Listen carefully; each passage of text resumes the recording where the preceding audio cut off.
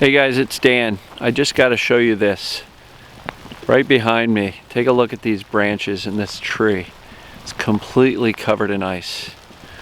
We had some rain last night and then it started freezing. It's raining now, but it's really just adding to the ice on the trees. It's all over the place.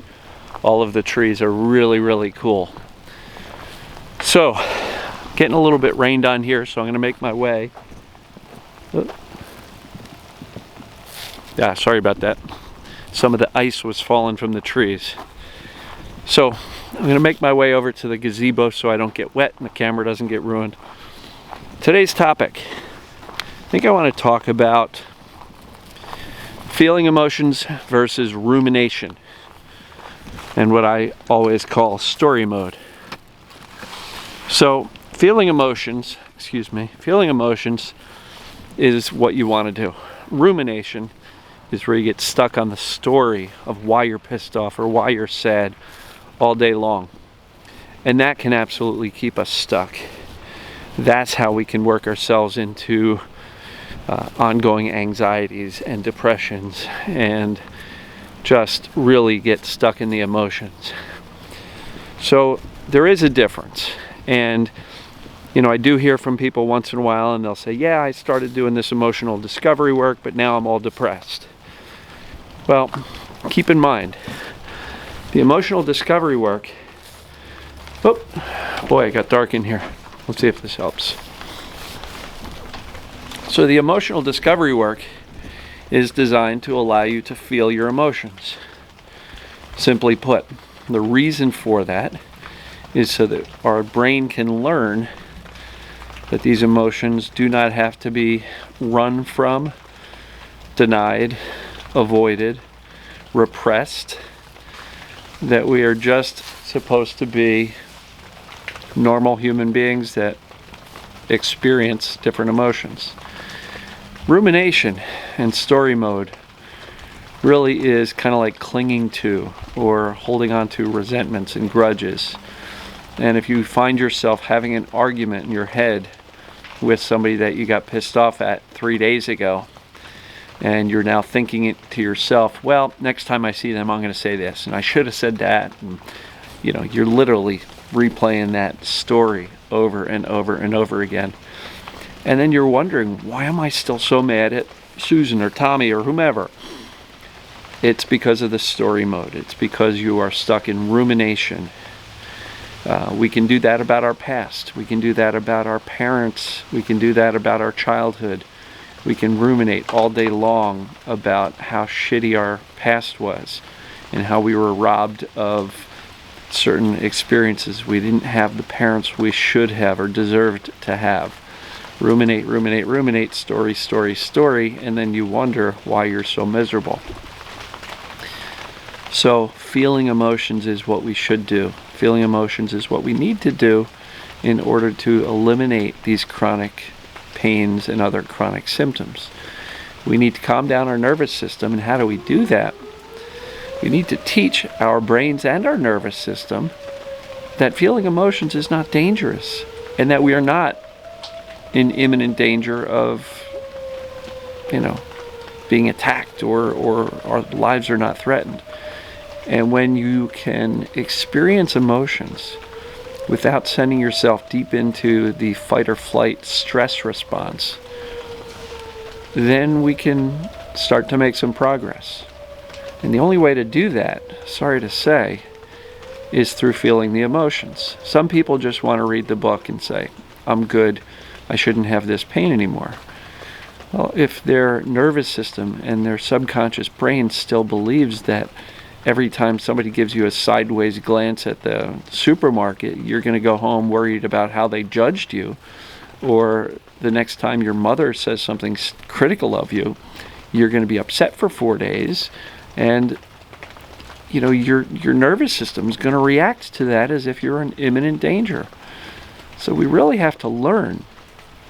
And I don't want to say, get thicker skin, toughen up. But what we really want to do is just prove to the subconscious brain that I can handle it.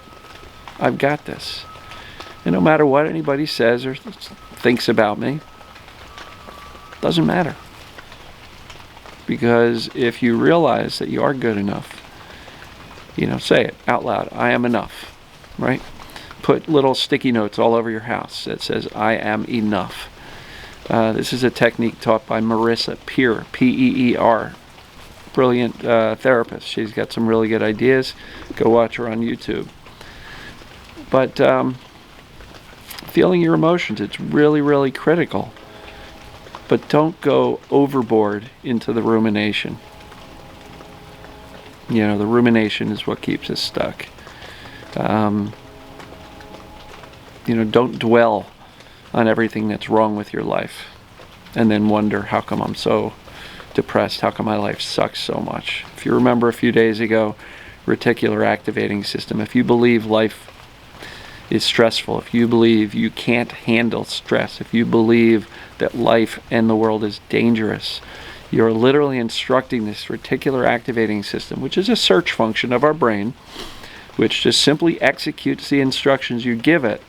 You're literally instructing it to look for all of the examples and proof and confirmation that the world is a dangerous place and that you can't handle stress, and that words are hurtful, and yes, they can be to a degree, but at the end of the day, they're words. You want to have some fun, look up on YouTube, I was offended. It's a comedy bit by some guy from Australia, I think, and it was a great comedy bit. He's like, but I was offended. So what? Nothing happens. When did sticks and stones break my bones, but words shall never hurt me become obsolete? Right? We gotta just realize that words are just words, and other people's opinions of us don't matter. What matters most is what you think about yourself. And honestly, if you're thinking that you're,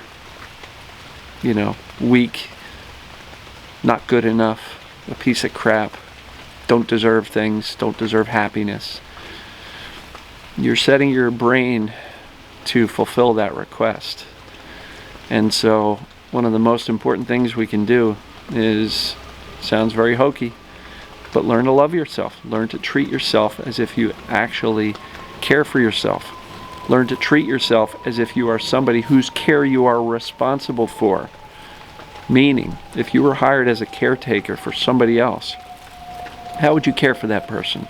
How would you speak to them? Assume that you are the person you are responsible for caring for, because frankly, it couldn't be any more true. You are absolutely the person that you are responsible for caring for first and foremost. And I know you'll say, but I have kids, I have a husband, I have parents that are aging, and so I have to take care of them. Your first and primary responsibility is taking care of yourself. If you don't take care of yourself, you're not going to be of any use to anybody else. And if you don't love yourself, it's going to be really hard for you to love somebody else. I posted a meme the other day that said, happiness is an inside job. And I suggested that waiting for other people to do that for you will lead to disappointment. Look, guys and gals, we've got to take care of ourselves. We've got to make ourselves happy. We've got to find what brings us joy, what brings us meaning and purpose. Sometimes that is caring for other people. If you're doing it because you love doing it and it brings you a sense of purpose, great.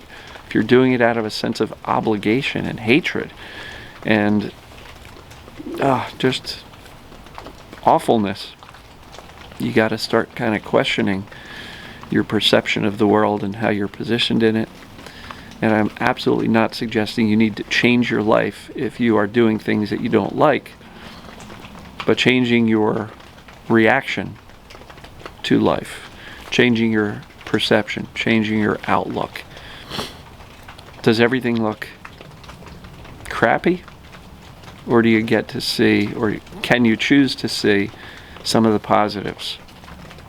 I'm rambling here a little bit, but rumination definitely keeps us stuck, focused on the negatives, and what we focus on grows and magnifies what we believe. If we believe negative things, we're going to look for more and more of it, and we're going to find proof.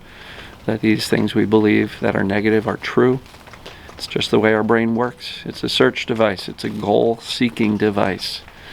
Set some good goals for yourself. Look for reasons why you are enough. Look for reasons why you're an amazing person. Look for reasons why you can take care of yourself. And really stop ruminating on all the bad stuff that's ever happened to you.